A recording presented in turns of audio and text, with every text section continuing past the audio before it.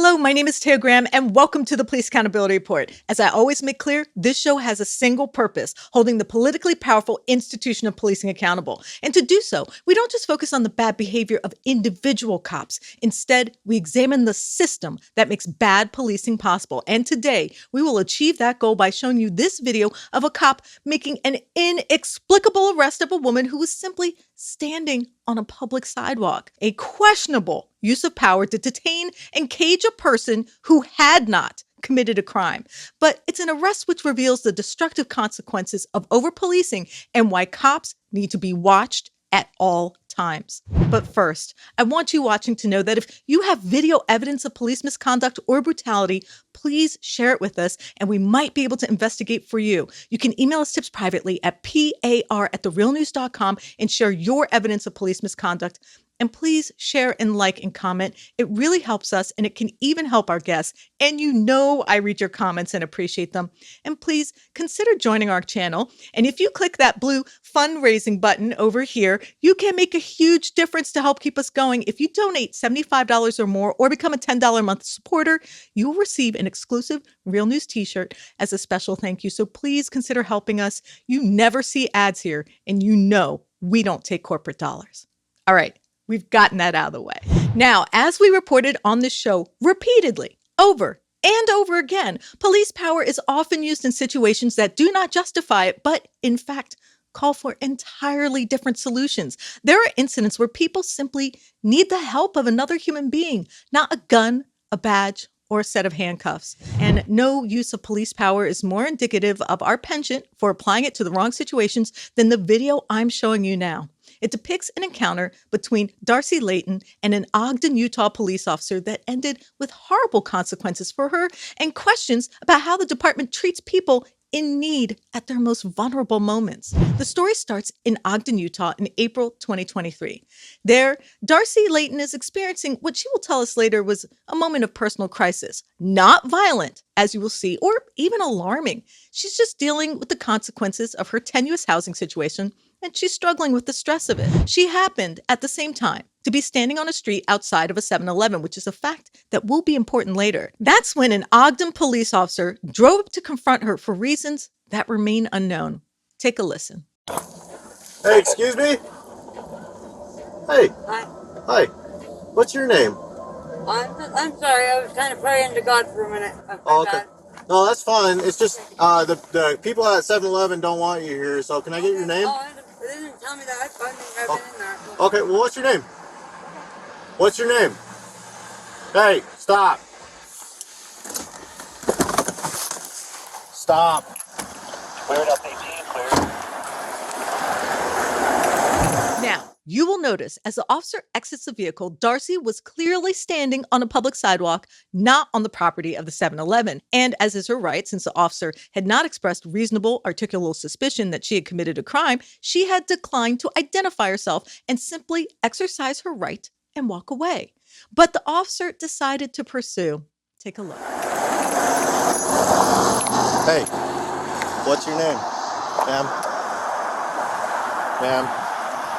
What's your name? I'm fine. I just would go for a walk. What's I'm okay. your name? I didn't show up with about this. Okay, what's your name? I'm gonna go. I'm fine. You're I haven't not, done anything you're wrong not here. leaving. I'm fine. You're trespassing. They want you out of here. I am walking on the. No. Wait. I'm not trespassing. I'm on a public road.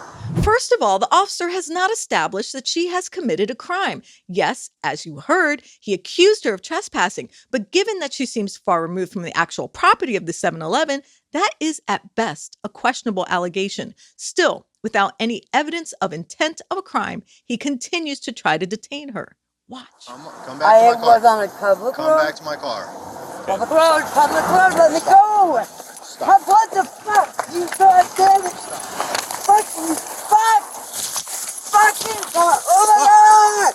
Please Fucking stop. wow. Okay, so for some reason that I cannot conceivably justify legally, he puts his hands on her. And I will note, at the time this occurred, she was not threatening anyone, and she was in the process of leaving the area, as I will repeat, is her right. Therefore, the question at this point is, why did the officer put his hands on her? What exactly is the crime? Take a look for yourself and decide if this use of force is justified. You goddamn it. Fucking fuck. fucking car. Oh my god! Tell you to Fucking stop. wow! You just fucking. Ah! Get the fuck off of you, Rick. Rick, you got a Stop. Hey, pee-pee. don't pull my leg. Rick, you got a pee-pee. Don't you goddamn you. Before I weigh in on the legality of this arrest or what the law entitles the officer to do at this point, I want you to take a look at something that we see quite often when watching police body cameras, but rarely discuss: the way the officer initiates pain compliance. Now, you can see how the officer bends her arm up into her arm socket. This is an extremely painful maneuver that can have lasting physical effects. Just recall our last show when Eddie Holguin was still suffering from the ongoing nerve pain of a previous arrest when the police arrested him again and caused pain in the same arm. Still, despite the risks, along with the obvious fact Darcy is hardly a physically formidable detainee, the officer continues to press her arm up and into her shoulder. See for yourself. Tell you to Fucking stop. wow!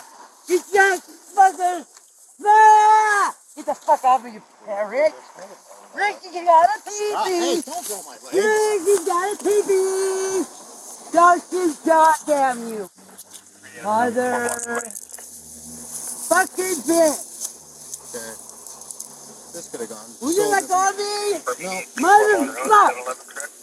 God, fucking bullshit, Eddie. 2-4 Monroe, yeah. That's Eddie, please. God damn it. Okay. Eddie. Give me your other arm. Eddie. Give me your other arm. Now, I really want you to think about what you're seeing here. A woman pressed into the ground on the wet sidewalk, her arm dangerously pushed up into her back, and is facing this physical duress for doing what exactly? What was the crime here? What was the threat to the public safety? A couple of 7-Eleven employees didn't like her? Is that how we justify the use of force? Let's just listen and see if the officer shares the particulars of the crime upon which he bases his use of force. Fuck. You're being ridiculous. Don't you dare. Motherfucker. Please. Fuck. Your mother. Sit up. If you're okay with fucking your mother. Ah! If you're okay with fucking your mother. Fucking bullshit, Eddie, where'd you go? Will you stand up? Fuck Eddie, god damn it. Fucking, what is your problem? Come on. What did I do? Put your shoes on. What did I do? Let's go. What did I do, please? What did I goddamn do? Don't you, goddamn it. What did I do? What crime had I committed? A fairly simple question, and yet the officer does not answer it. No, instead, he ridicules Darcy and continues to implement pain compliance, a situation that only gets worse as he forces her into the patrol car, all the while maintaining his silence about her alleged crime. Please. What did I goddamn do? Don't you, goddamn it. Stop. Stop. You have anything on you shouldn't have? What's your name? Huh?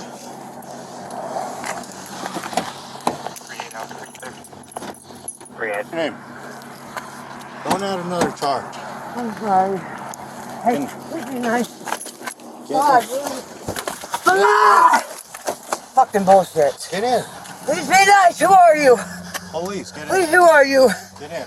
Who are you? Get in. Get in, please. Can you put your feet in the car, please? I'm going to add another charge.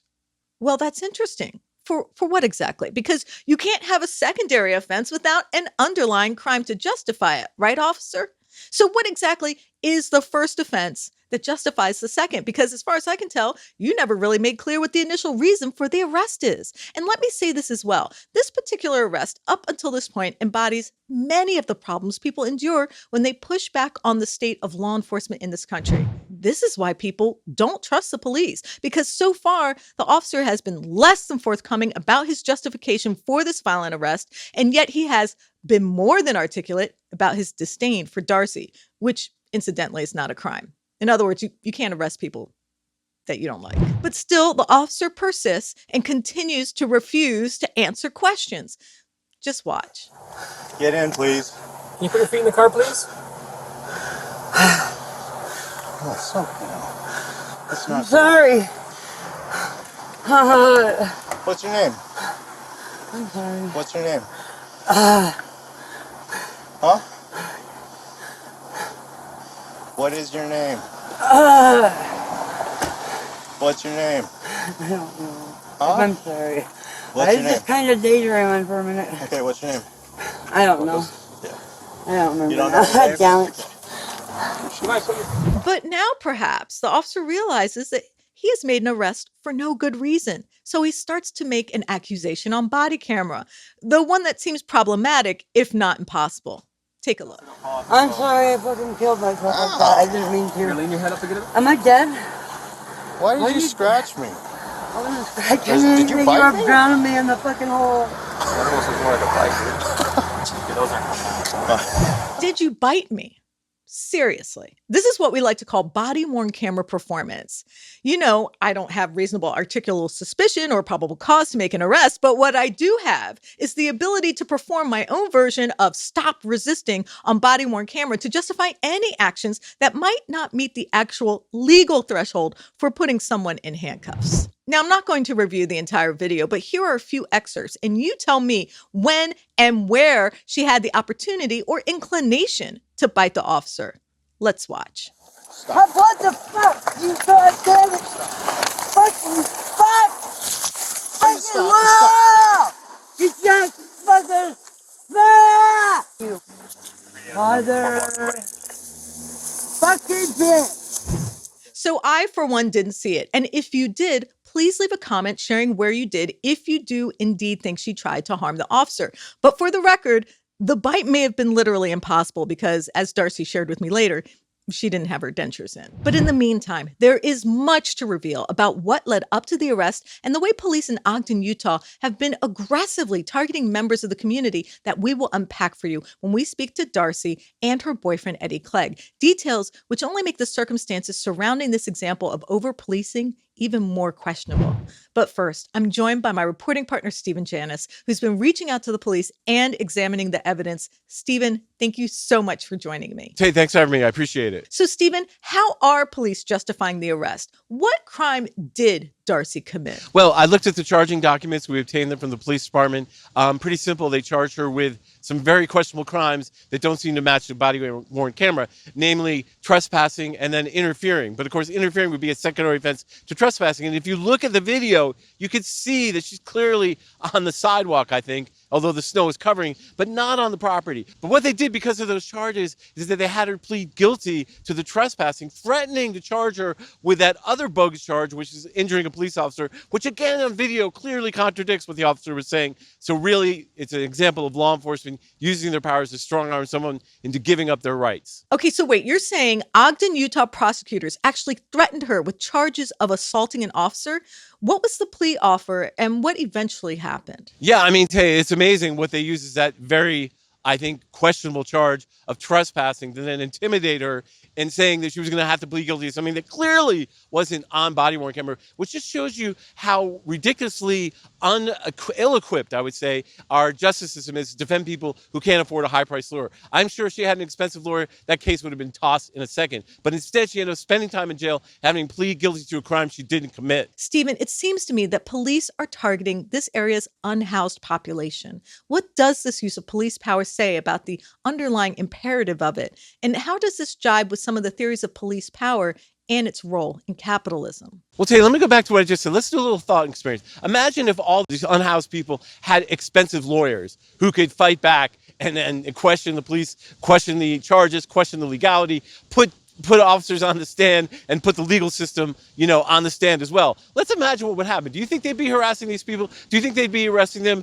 and pulling them in for charges they didn't commit? Do you think so? I don't think so. And that just shows you that our justice system is for sale and it goes to the highest bidder, and that's the problem we're seeing here. People don't have a way to defend themselves. They don't have access to the same services that rich people do. And so police mess with them. That's all this is. That's what it is. And now to talk about their encounters with police prior to the arrest we just watched and how law enforcement continues to harass them, I'm joined by Darcy Layton and her boyfriend, Eddie Clegg. Darcy and Eddie, thank you so much for joining us. Thank you, Taya, for having me. So first, what were you doing at the convenience store before you were grabbed by police? I had gone for a walk, but forgot my ID, my wallet and keys. And I had somebody's mail with me that was mailed to my address. And I was just kind of asking if anybody knew where they might have moved to, because I'd been living there for 3 years already in my apartment and still receiving mail to this person. Yeah, so I was just taking a break from my house for a minute. I was getting ready to head back home, and somebody offered to buy me a drink. I wasn't panhandling by any means, but it was cold and raining, so somebody offered me. They put a jacket on me and offered to buy me a drink, and they bought me some bananas, and that's why I was there. An officer approached you but did not seem to explain why you were being stopped or detained or articulate any kind of reasonable suspicion. Did the officer ever explain to you what your crime was? I wasn't catching on. I'm hard of hearing in my left ear, and he approached me from my left side. And at the time, I was saying a prayer, and I even mentioned that to him. And then he said, "Stop." So I thought he meant stop praying, but I couldn't see him. I had been offered a ride home by 2 people in 2 white cars and thought it was one of them coming back to offer me a ride again. So I didn't look. I just kept my eyes closed, praying still when he said to stop. At some point after I saw the video, but I didn't hear it while I was standing there because of the deafness in my left ear, after they finally released the video over a year later to me, that's when I heard him say that the store didn't want me there, but I was already off the property. The officer appeared to be strongly twisting your arm behind your back and then put you face down on the wet sidewalk.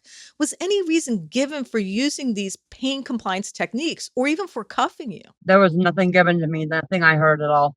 He basically told me that I wasn't wanted on the property. They wanted me to leave, so I was walking away from the property. I was already off the property, and I started to walk away when he said stop. And so I continued on my way. By then, I was on the public road, which is not their property anyway. Did the officers identify themselves or give you any information? No, they didn't and would not. I asked them repeatedly afterwards, even at that point, who are they? Who are you? And what's going on? What did I do? And they would not respond to me and give me an answer whatsoever. So I was uncertain of them even being official officers at all. Whatever happened to a right to remain silent? Because they never even said anything about that. And so I was just remaining silent. And then I felt like I must have been so confused. Like I didn't know what was going on, because they wouldn't give me any information whatsoever about who they were, even when I asked them who they were. So I didn't feel comfortable giving them information about who I was, because I'd heard on TV or on the news to make sure that if you don't trust that they are true officers, to call 911 and go to a store or somewhere where there's more people and get some real officers on board before contacting or telling them anything. So I didn't feel I was doing anything wrong here by not giving them my name at first. But I did give them my first name, but it's not in the video. Darcy, were you injured during the encounter? It looked very painful. Yeah, well, I also have previous injuries in my lower back, a slipping disc. It is slipping. There's no fluid in my between L4 and L5. It's completely gone. So it's bone on bone already. They were putting their knee in my back, pushing so hard that I lost control of my bladder, of all their weight on top of me, and up in my cervical C-spine now, and my neck also with more damage as well. It was hurting pretty bad, yes. That's why I was swearing so much. Definitely causing me pain. So the part with multiple officers being on top of you wasn't shown in the body camera video we have because that body cam was not available because of the cost, right? Because I am on SSI for disabilities that I have, and I only get well, right now, back then it was just a little over $900 a month. I had been going to that store at least 3 times a week every month for 3 years. But the income level is not high enough to retain that. They want $2,000 for the entire footage. So after asking for over a year and getting the runaround of nothing coming back to us, they finally released 7 minutes of the video to me just last week or week before. So yeah, I had nothing to go on yet, but they still want $2,000 for the entirety of it. And on SSI, you're not allowed to have anything more than $2,000 at a time on hand. So how would I survive? If there were 3 officers present and one of them was on top of you, I have a feeling, and now this is just speculation, that the body camera video probably looked pretty bad to have 3 officers on top of one woman, and perhaps they don't want the world to see that. I was face down, so it was hard for me to see anything. But when they first pulled me up, I was totally soaked because they had me down in the gutter with a lot of water coming down. Then they were giving me a hard time. They were saying, "Okay, Miss No Name," and then they said, "Como te llama?" I mean, I'm white. I'm as white as they come. And I also read part of his police report, and it said he was working overtime. And I don't see crime in the area being necessity for any cop to work overtime in the area. Generally, it's a pretty calm town. I have seen officers make double their salary with overtime in Baltimore, so I know it's a precious commodity. So, what were you charged with, and how long were you in jail? It was like interfering with arresting officer and failure to disclose information. And then they were trying to say that I assaulted the officer and I bit the officer and I scratched the officer. However, I was face down with my arm behind my back the whole time. I don't see how any of that could have possibly happened. And I have no teeth. So yeah, my dentures do not fit right. I choke when I try to eat with food, so I don't even wear them at all. But I'm cool with that. It's fine. Now, something I noted during the body cam video was the officer started pointing at his arm with his smartwatch and suggested that maybe you had bitten him, or was that even possible? Or was it likely he reddened his own arm while cuffing you? I mean, you didn't even have your dentures in, right? Oh yeah, I'm not face down like I was. I thought they were going to drown me right there on the spot in the gutter. There was so much water coming down, and then as much pressure as they applied to me with their knee in my back, and I could not hold my bladder whatsoever, like I was getting ran over almost by a car. It was stupid. And then I believe it was, they don't really have calendars in the jail anyway. They don't treat you very well here in Ogden in the jail. I believe it was like 9 days that I stayed there in the jail before they let me out with no medication. I'm schizophrenic. I got Alzheimer's, or not Alzheimer's, sorry. What is that called? Parkinsonian like movements and Parkinson's going on the early stages. But I did not get a single visit from a nurse of any kind. Also, I did read their written report down at the police station just recently. They finally allowed me to see that. He stated that I had said my head hurt, which I never did. They said that they brought a paramedics down there to have me checked out before he brought me to jail. It never happened. There was never a paramedic brought by. And the whole time I was there for 9 days in jail, 0 medications brought to me for my conditions. Darcy, that's awful. You didn't receive your medications while you're in jail. How are you feeling right now, though? I mean, how are you processing this?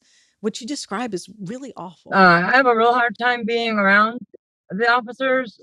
Eddie likes to play these videos trying to get them to, he's just wanting to learn as much as he can about police brutality and them making them do things better and be accountable for their actions. And I'm stressed out, post-traumatic stress disorder, and I have to keep getting out of the vehicle because he keeps playing them so much. He doesn't understand how bad it causes me stress. And I have to go for walks to get away from it. But I'm having some serious issues. I went and spoke with a therapist just yesterday, and it makes me shake. I mean, I'm dealing with it. I'm working on it. Not letting it bring me down like it was, but yeah, I had some serious issues there. And I'm gonna get through it though. But yeah, I don't trust them. So you told us that you're homeless right now, living out of your truck with Eddie. Have the police offered you any help? I'm in a truck right now. That's just what we do. Most of them have been a hindrance. We've run into a couple of real good ones though that are very helpful. We've even had them come to a court hearing just to be there for support with us. A couple months back, she was a really nice lady.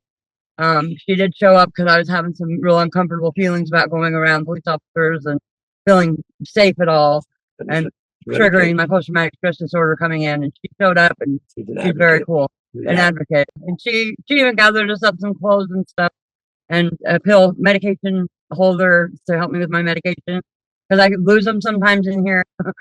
And sometimes I forget or I'll fall asleep before I take my nighttime ones. Not purposely. I just like check out though.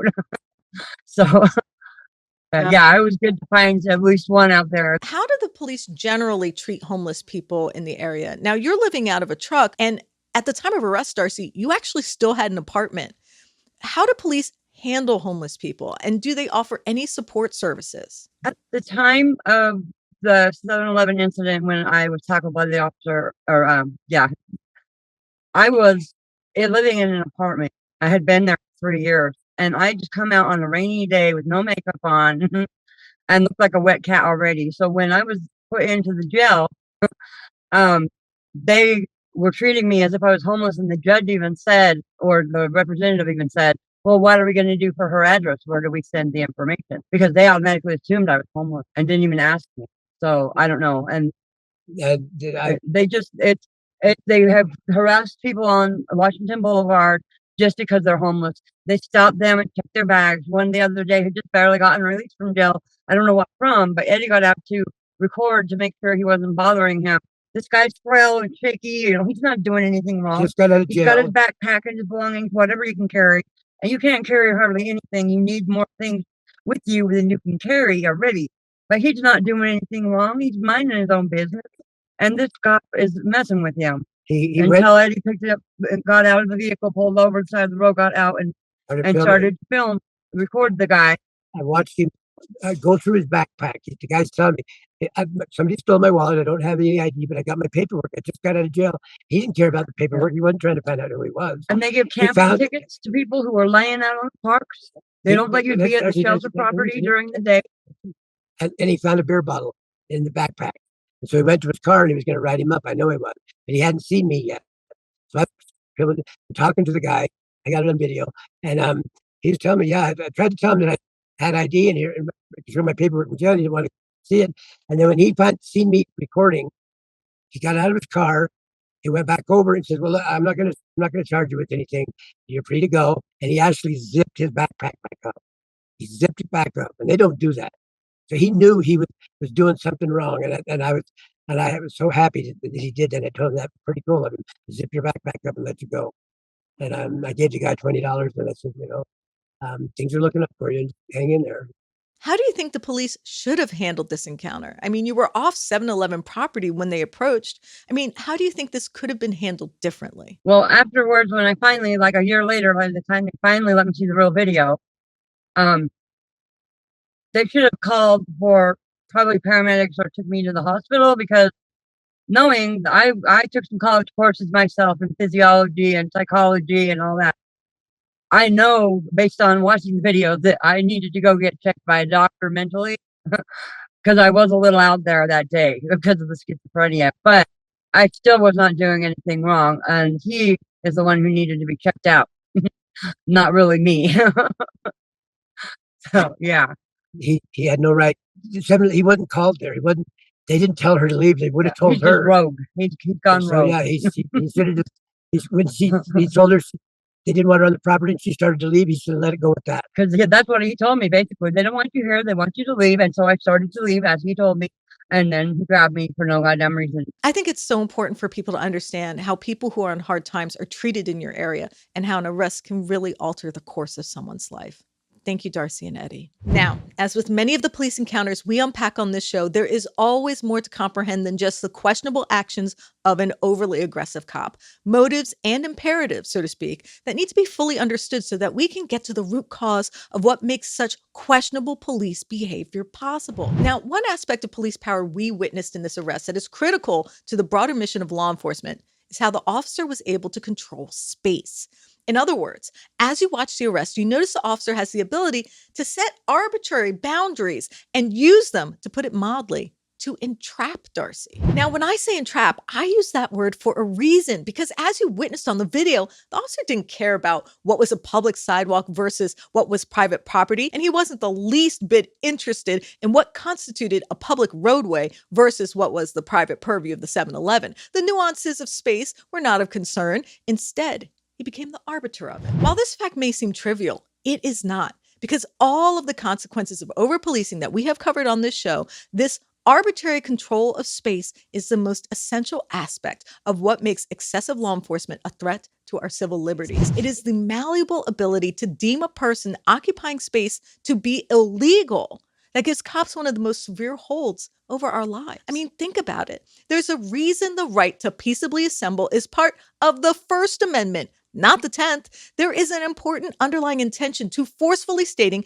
that the people have the right to redress their government in public space that goes beyond the legal text and into the realm of the truly profound. And what makes it profound is that, in effect, those several dozen words preclude just the sort of policing we witnessed in that video. It should, at least in theory, make it impossible for an officer to simply determine that anyone standing anywhere could be construed as a criminal simply because they say it is so. Now imagine for a moment if those words did not exist. Imagine for just a second what police could do if the text of the First Amendment had somehow been different. Well, in a sense, we live in that reality because, as Stephen just told us, police had the power to intimidate. Ms. Layton pleaded guilty despite the fact she did not commit a crime. Cops could literally fashion a crime that does not legally exist just to deny Darcy her right to peaceably assemble. It's hard to see this type of policing as anything but punishing someone for simply appearing to be homeless. This is a specific expansion of police power that has come under scrutiny by an innovative thinker who is warned of the consequences of allowing it to grow unchecked. His name is Mark Neoclis, and he is the author of the book called The Fabrication of Social Order, A Critical Theory of Police Power. Now, it sounds complicated, but I promise it really isn't, because what the book concludes about police power simply exposes the imperative that drives arrests like we saw today. The book's thesis is that policing in our modern capitalist society is more about order than it is law enforcement, that police play a critical role in maintaining the order of society based upon profit. In fact, the primary purpose of police is to, in fact, fabricate an order that would not otherwise exist, to create a world where labor is at the mercy of a capitalist elite and power is a tool of inequality warriors armed with guns and badges. Neoclis argues that the fabrication of order and the resulting influence of police power start with the types of arbitrary power we have just witnessed. In other words, while Darcy's arrest might seem trivial and insignificant in the broader story of the battle of America's flawed law enforcement industrial complex, it's actually where this entire story starts. That's because the power has to be at its essence arbitrary. In other words, it has to be applied solely at the discretion of authority. It can't be precluded or proscribed by law. It simply cannot be limited or curtailed by a set of amendments outlined in the Constitution.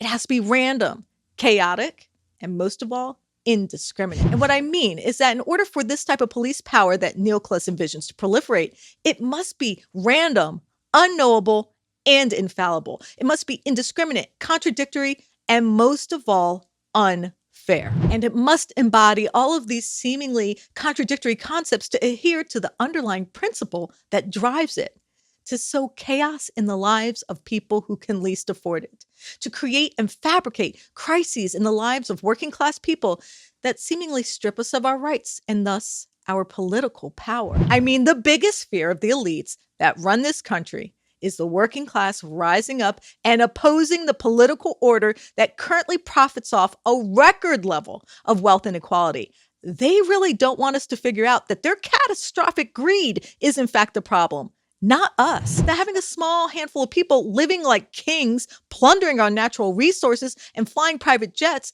is not what ails us, but it is in fact the result of the underlying chaos caused by intractable poverty that is actually making our beautiful planet uninhabitable. In other words, it's you, not us, who are the problem. And that's the point of the policing we watched earlier. Its overarching control over what should be public space is the most potent facet of bad law enforcement. Because as the officer manipulated space, so too did he manipulate Darcy. As he was able to turn a public sidewalk into an illegal no-go zone, so too was he able to put Darcy in handcuffs. And as he was able to deem the otherwise legally protected actions of Darcy into a crime worthy of the use of force, he was also able to wipe away her civil rights and turn her into a menace to society. And it is worth noting, as Stephen reported from the charging documents and as Darcy related to us, that there was no legal code or law violation recounted in the charging documents. I mean, the officer didn't even try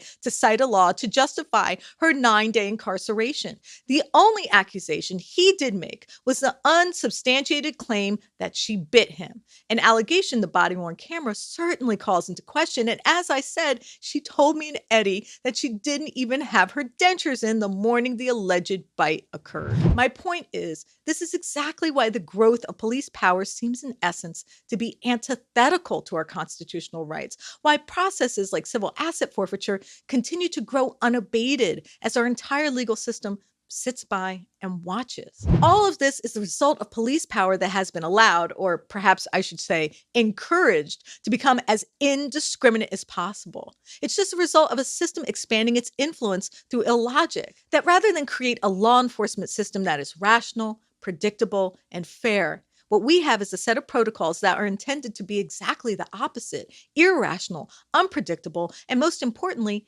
indifferent to the notion of justice. In this sense, what we have is policing that does not, in fact, fabricate order, but instead manufactures disorder. What I mean is that police aren't the gatekeepers of civilized society, as some propagandists like to argue, but instead, agents of chaos. They literally wreak havoc in our lives like they did with Darcy, and in doing so, only make difficult problems worse for the people who are already suffering. It's sort of an update on the aforementioned theory of police power and how this power unchecked moves through our lives. We have to recognize it for what it is and what it is to keep it in check. And when we see it, like we did in Darcy's case, we have to call it out and reveal it as a real threat to civilized society. We have to let the powers that be know that we see what you are doing and we know what you want to diminish our civil liberties. And we have to be clear that you can't have them because we are willing to fight to not just keep them, but expand them.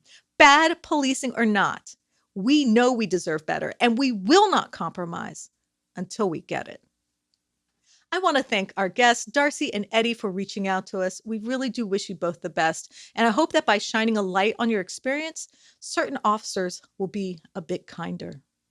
And of course, I have to thank intrepid reporter Stephen Janis for his writing, research, and editing on this piece. Thank you, Stephen. Taya, thanks for having me. I appreciate it. And I want to thank mods of the show, Noli D and Lacey R, for their support. Thank you, Noli D. And a very special thanks to our Accountability Report Patreons. We appreciate you. And I look forward to thanking each and every single one of you personally in our next live stream, especially Patreon associate producers Johnny R, David K, Louis P, and Lucida Garcia, and our super friends Shane B, Kenneth K, Pineapple Girl, Matter of Rights, and Chris R.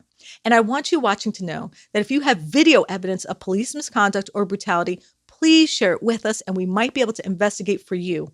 Please reach out to us. You can email us tips privately at par@therealnews.com and share your evidence of police misconduct. You can also message us at Police Accountability Report on Facebook or Instagram, or at Eyes on Police on Twitter. And of course, you can always message me directly at Tejas Baltimore on Twitter and Facebook. And please like and comment. You know I read your comments and appreciate them. And we do have the Patreon link pinned in the comments below for accountability reports. So if you feel inspired to donate, please do. We do not run ads or take corporate dollars. So anything you can spare is truly appreciated. My name is Taya Graham, and I'm your host of the Police Accountability Report. Please be safe out there.